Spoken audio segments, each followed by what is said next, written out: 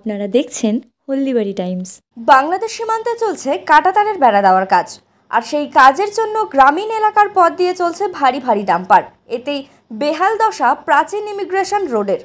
বর্ষায় সেই পথ দিয়ে চলতে গিয়ে দুর্ভোগে পড়ছেন দক্ষিণ বেরুবাড়ি গ্রাম পঞ্চায়েতের খয়েরবাড়ি এলাকার লোকজন। ক্ষুব্ধ বাসিন্দারা খয়েরবাড়ি বিওপি সংলগ্ন এলাকায় ওই ডাম্পার আটকে বিক্ষোভ প্রদর্শন করেন। পরিস্থিতি দেখে ওই রোডটি সংস্কারের উদ্যোগ নেয় সীমান্তের কাঁটাতারের বেড়ার কাজের বরাতপ্রাপ্ত ঠিকাদার সংস্থা। বেহাল সড়ক সংস্কারের কাজ শুরু করলেও ক্ষোভ প্রশমিত হয়নি বাসিন্দাদের।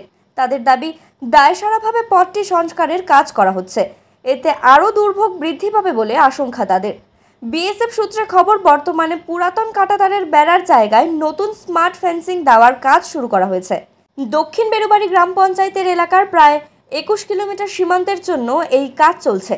স্থানীয়দের অভিযোগ, ওই কাজের জন্য ভারী ভারী ডাম্পার এই কাঁচা রাস্তা দিয়ে সীমান্তে নিয়ে যাওয়া হচ্ছে। এতে কাঁচা রাস্তাটির বেহাল দশা হয়। সামান্য বৃষ্টিতে রাস্তার গর্তে জল জমে ডোবার আকার নিচ্ছে। জল কাদা মারিয়ে চলাচলে সমস্যা হচ্ছে বাসিন্দাদের। এতেই ক্ষুব্ধ হয়ে বেহাল রাস্তাটি সংস্কারের জন্য ডাম্পার আটকে বিক্ষোভ প্রদর্শন করা হয়। সেই অনুযায়ী সীমান্তের বরাতপ্রাপ্ত ঠিকাদার ওই সড়কটি সংস্কারের কাজ শুরু করেন। বাসিন্দাদের আরও অভিযোগ, সীমান্তের কাজের পুরাতন কংক্রিটের ঢালাইয়ের অংশ এনে রাস্তায় ফেলা হচ্ছে, তার উপর ভাইব্রেটর দিয়ে রোলার করা হচ্ছে। এতে আরও সমস্যা বৃদ্ধি পাচ্ছে। রাস্তার উপর এবড়ো খেবড়ো কংক্রিটের ঢালাইয়ের অংশ থাকায় চলাচলে সমস্যা হচ্ছে।